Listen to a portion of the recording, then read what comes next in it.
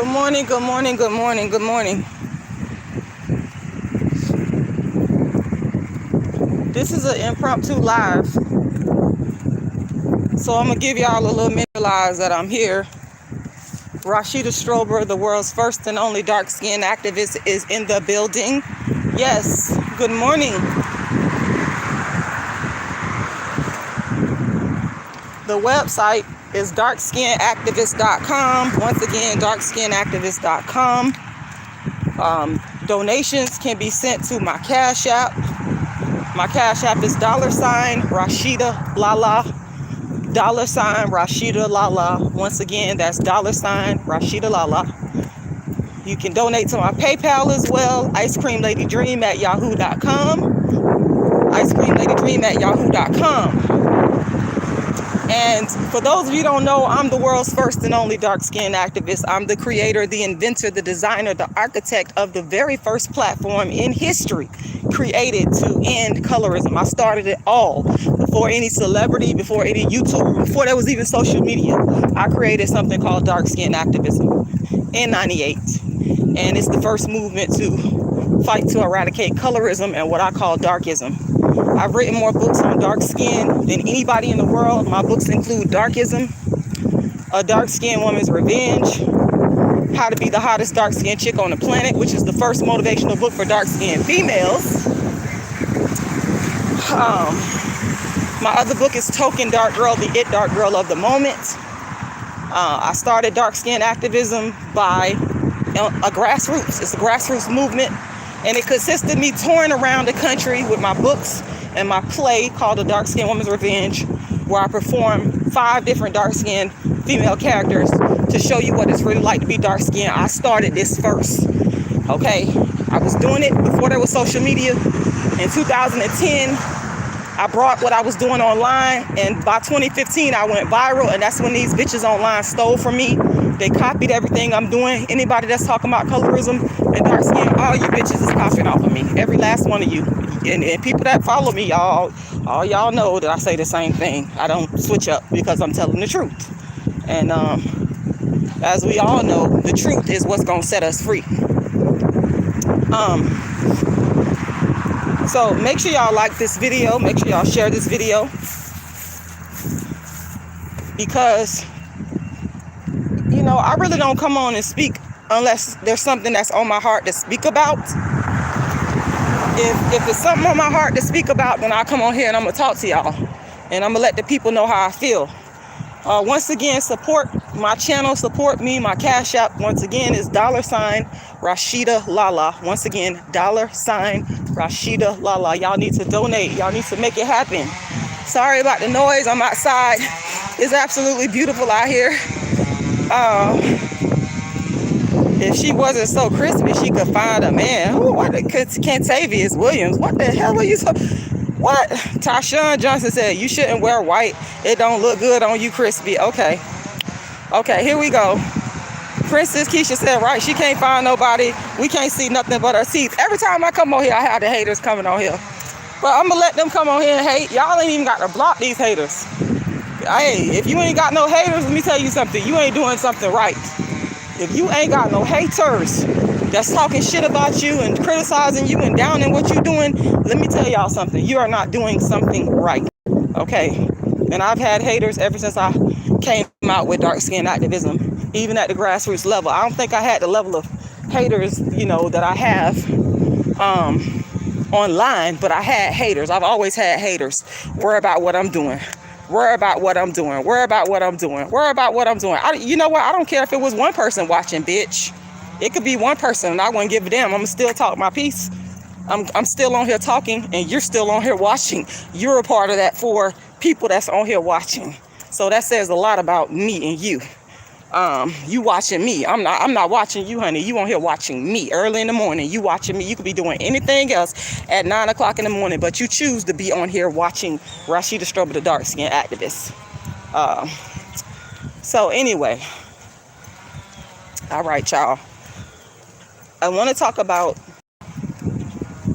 a group of people that's really a minority. When we talk about minorities, which anybody that has studied anything about population demographics worldwide, you know that black people, we are not minorities worldwide. That is a huge misconception. We are not minorities worldwide. We actually in the majority. If you look at us on a global level, we are in the majority. But it's a small population, a very small population of dark-skinned people that have wealth. That some of us will say, you rich, you know. We say, you know, the people in the hood, so-called ghetto people, would refer to people that have money as being rich. Well, whatever you want to call it, rich, wealthy, it doesn't matter. It's really the same. What I'm saying is, rich, wealthy, dark-skinned people, sorry about that wind blowing, I hope y'all can still hear me, but rich, wealthy, dark-skinned people are not immune from darkism. You're not a fucking immune. You're not. You're not. And some of them know it. Some of them realize it. And I'm not going to sit here and say all rich dark-skinned people or wealthy dark-skinned people do not understand that they're not immune from darkism and racism, because there's some conscious ones out there that get it. But it's a cultural thing. And as the fact of the matter is as dark-skinned people living in America, we do not fit into the cultural landscape in such a way whereas to fully integrate into the dominant society. We just don't. I mean, because if that were the case, why is it that the smallest population in America makes up the largest population in prison? Why is it that, you know, when our kids go to school, y'all heard of the prison to the pipeline? I'm sorry, the school to prison pipeline. Our kids go to school and they're the ones that are kicked out of school, punished, and disciplined the most. Okay? It's a cultural thing where we just don't fit into the narrative. So I'm just letting the rich dark-skinned people know, y'all have to stand with the underclass, the middle class, and y'all have to stand against darkism and racism too, because y'all asses is not immune from it. You're not immune from it. There's been a multitude of instances where we can look to see that what I'm saying is true. I remember Oprah Winfrey.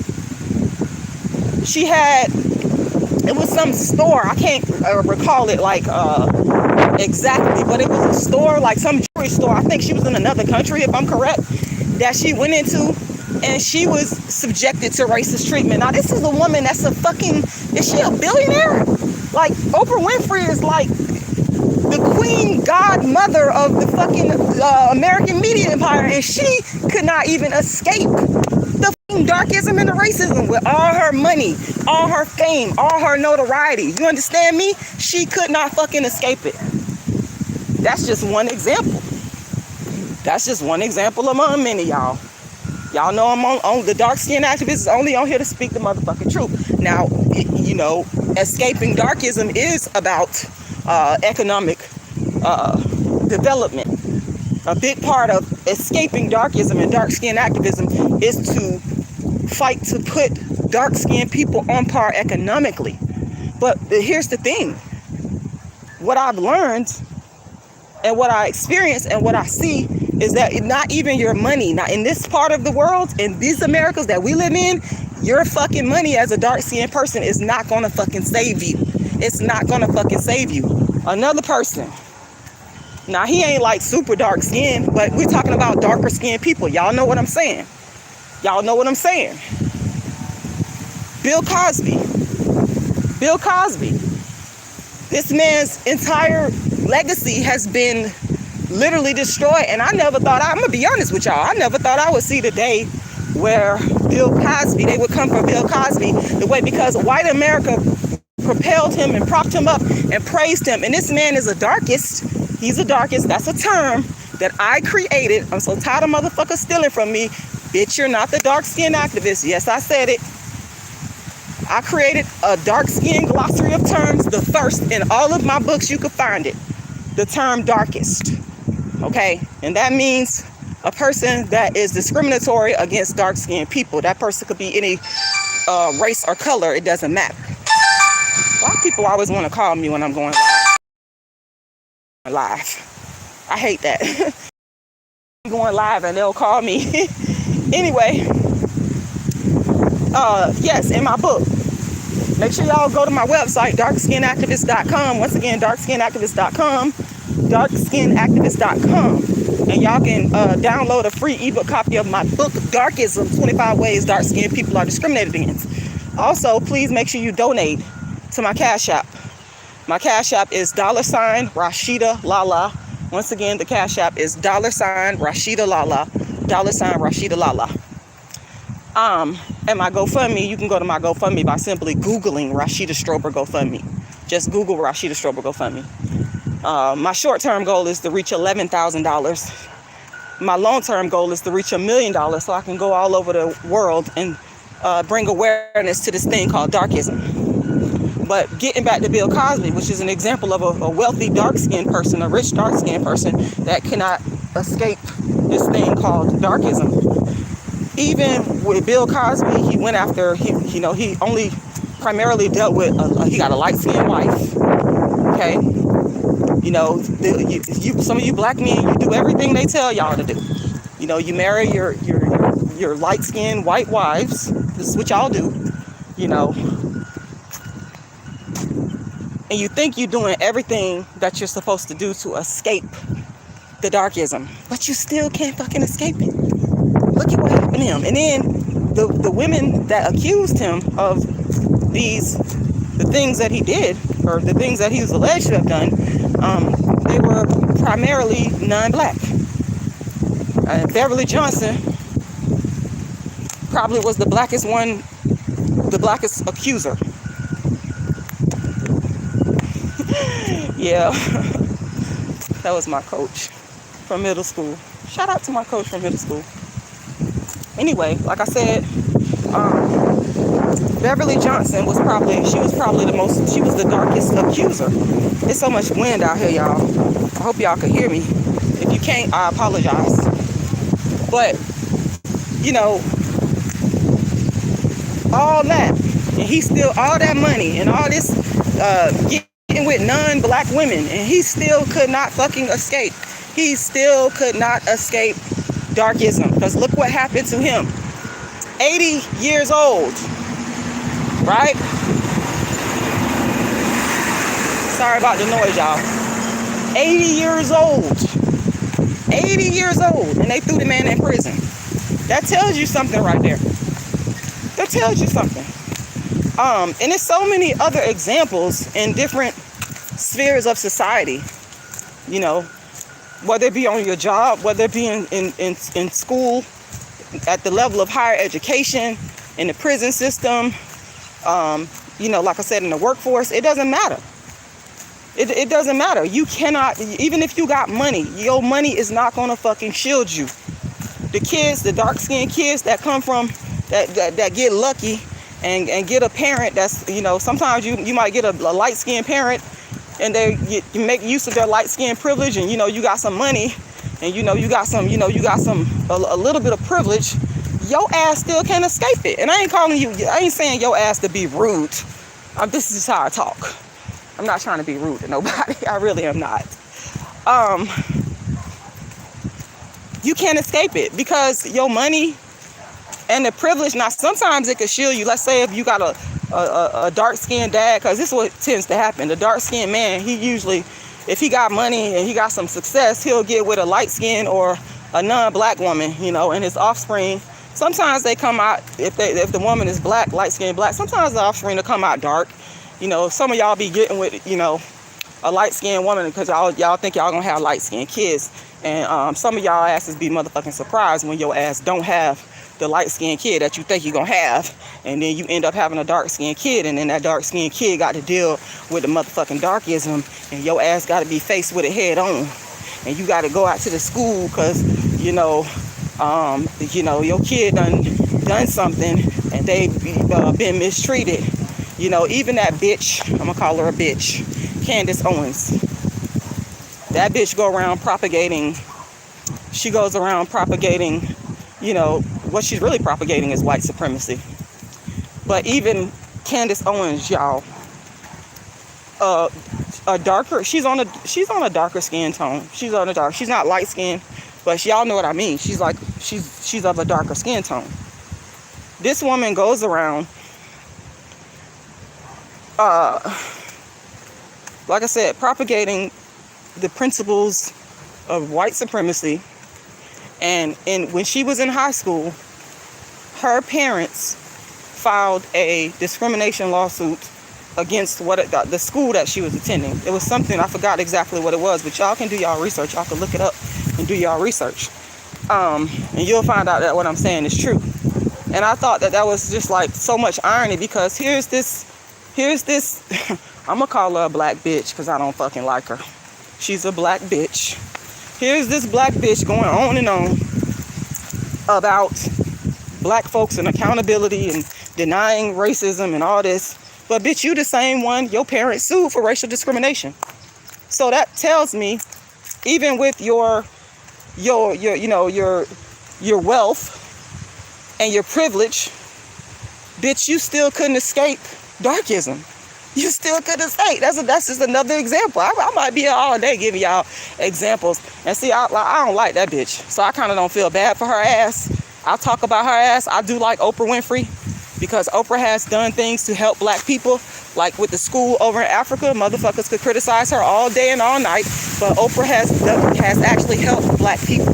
Okay, she's never came across as a denier of racism like that bitch Candace Owens. I can't stand her. That bitch she's such a fucking hypocrite.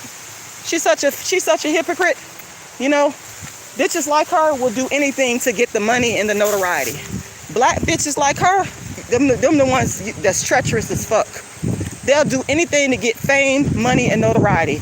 That's how I see her. She's an opportunist. Don't give a fuck about nobody but theyself. Willing to throw black people under the bus. But bitch, your parents, you need to explain, bitch, why your parents filed a discrimination lawsuit, bitch. That's what the fuck you need to explain. That's what the fuck you need to explain.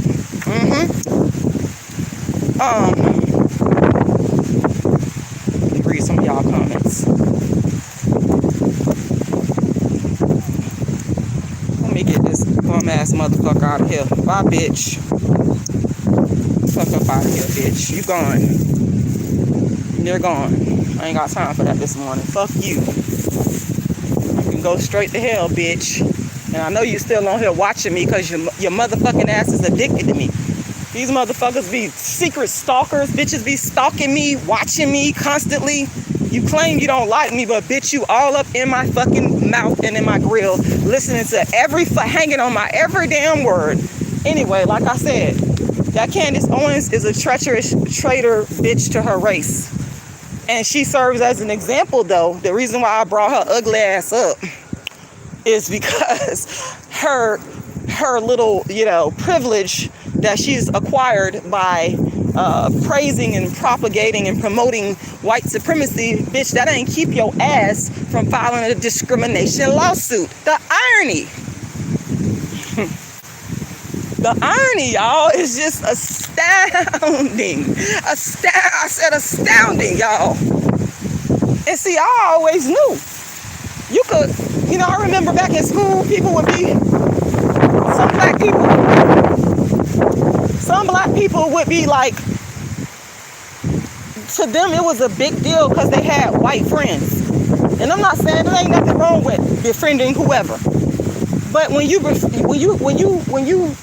saying, this person is my friend, and you saying it trying to make yourself seem like you're better than another black person because you got white friends, then bitch, that's a problem. But some black people will actually befriend white people thinking that they're gonna be able to escape. Okay. Other examples is the ball players, the wealthy ball players, the wealthy entertainers. that get stopped by the police. Think about that. You know, they get stopped by the police, and when they get stopped by the police, their wealth does not shield them from getting stopped and racially profiled by the police. Now, there's a lot of examples of that.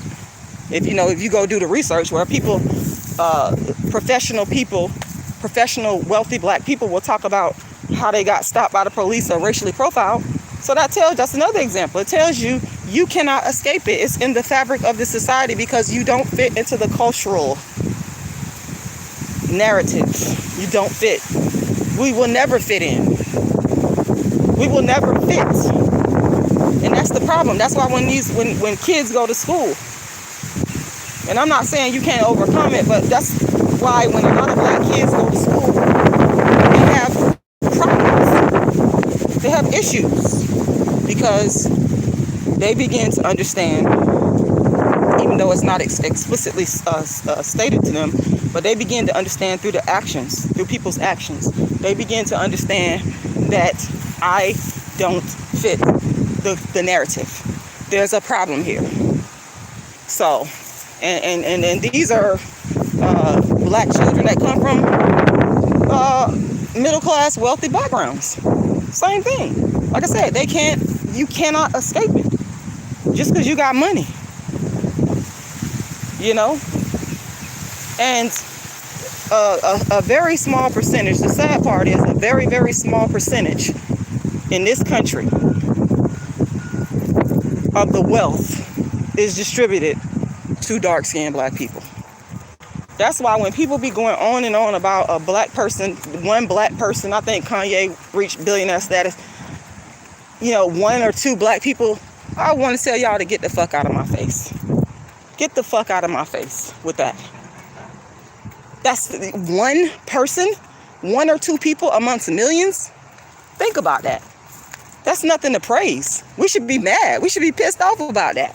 As the descendants of slaves who built this country, we should be fucking enraged by one black person, one or two or three black people, a very small percentage relative to the population in this country of black people being millionaires. We should be fucking appalled by that. We should. But you got people that go around praising the fact that one or two black people are billionaires, or a small percentage of black people are millionaires. That is nothing to praise. It's nothing to praise.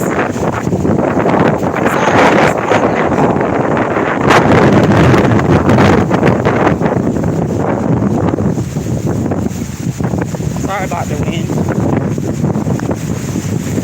It just won't stop. Can y'all still hear me? Dang. I'm gonna have to end this live earlier than what I wanted to because of the wind blowing. I mean, I thank God for the wind, but it's like it's messing up the sound.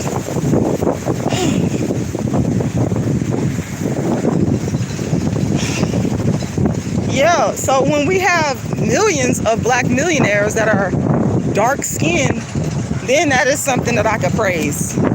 That's something that I could be like, okay, that's what's up. That's something that I could be like, okay, we've arrived. But we ain't got, we should have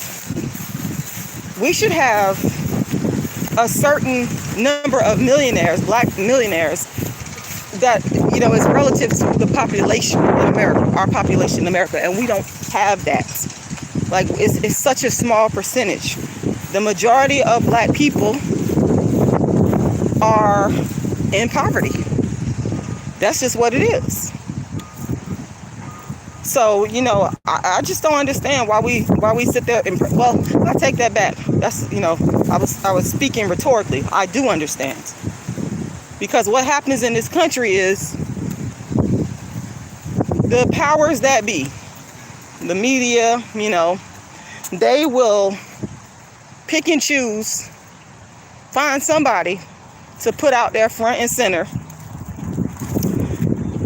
a black person, a token, to put out there and say, this person made it, you too can make it, to give the masses a false hope, knowing damn well that they putting all these barriers and all this darkism and all this racism and all these obstacles in the majority of black people's way. And it's different than what white folks would have to go through, for example, to get to a certain status and level. But they delude us into thinking that because one or two wealthy black people are promoted in the media, that everybody could do it, knowing full fucking well that everybody don't have a real equal fucking opportunity. All black people, all dark-skinned people do not have no fucking equal opportunity at all. I'm sorry. I'm gonna have to end this live, y'all. Maybe when I get home, I'll do another part 2 to this, because this damn wind is just messing up everything. Some of y'all saying y'all can't hear me. Yeah, that wind ain't gonna quit. But anyway, the website, y'all, is darkskinactivist.com. Once again, it's darkskinactivist.com. And you can make donations to my Cash App, which is $rashidalala. Once again, $rashidalala. $rashidalala. You can also go to my PayPal and make a donation if you want to. It's icecreamladydream@yahoo.com. Once again, icecreamladydream@yahoo.com. Or you can go to my GoFundMe by Googling Rashida Strober GoFundMe. Y'all have a nice rest of the day. I'm signing out.